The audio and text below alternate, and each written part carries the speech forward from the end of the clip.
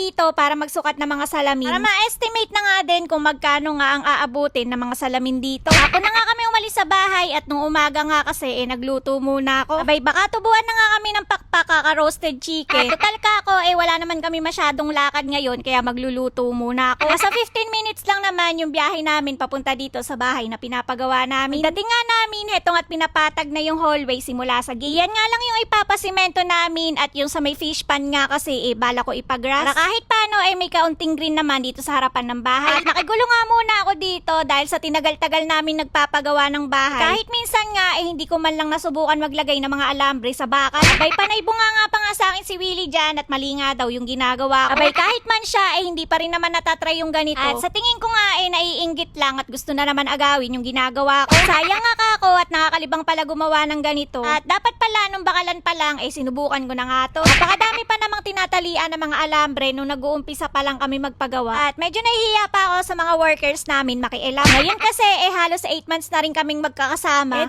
Pwede namang gulo. Ito nga't hindi na rin nakatiis si Willie at inagaw na nga sa akin yung pangpihit ng alambre. Maluwag nga daw yung pagkakatali ko. Pero yung totoo naiinggit lang talaga yan kaya inagaw yung ginagawa ko. Yung mga bakal pala na nilagay dito yung mga scrap na lang. Kaya yung iba baluktot at hindi pantay-pantay. Abay, eto na nga lang kasi yung natitira na kailangan pang bakalan. Kala nga naman bumili pa kami para lang sa kapirasong mga bakal. Abay, hindi naman to gugulungan ng truck at kami-kami lang naman yung dadaan dito. Kaya iyan at binuhusan na nga nila ng tubig. Yung mga pinagbistayan nga ang ihahalo dito sa simento. Nainip na naman nga kami kaya heto tinuloy namin yung pagpapala dito. Ang una nga medyo natutuwa pa ako. Pero habang tumatagal yung pagpapala ko parang nakakalas yung ribs ko. Kaya pag uwi nga naming dalawa ni Willie dyan tigdalawang salompas kami kaagad sa likod. Kaya hindi rin kami tumagal dito pati yung ginagawa namin hindi man lang nangalahat. At bago nga kami mag-uwian sakto nga na may dumating. At meron nga din daw kasi silang kinabitan ng salamin dito. Susukatin lang naman daw nila yung mga bintana at salamin para ma-estimate nga din kung magkano ang aabutin pag sa kanila pinagawa. Hindi na nga kami magpapa-high-end at series 900 nga lang yung plano namin ngayon. Tanong lang din kami kung ano yung mga plano namin ipalagay dito. Katulad ng frame at sabi nga namin matte black. Reflective nga yung gusto namin at mas maganda sana kung tempered glass. Pero nagpa-coat nga din kami ng ordinary lang. Pag-akyat nga nila dito sa attic nagulat nga sila dahil ang laki nga daw ng bintana. Na-divide nga to ni Willie sa 5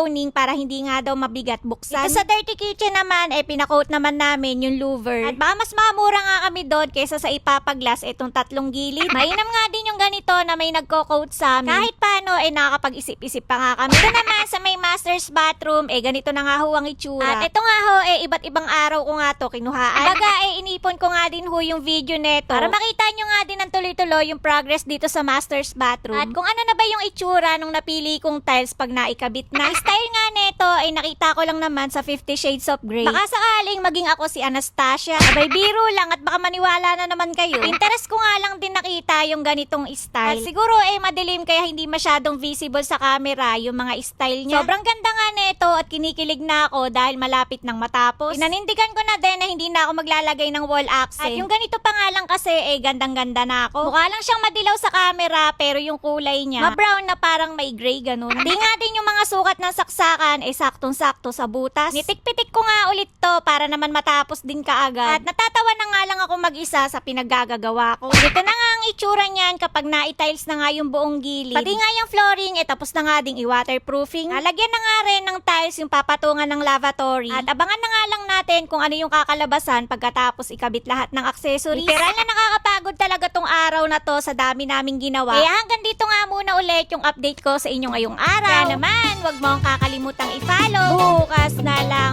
ulit.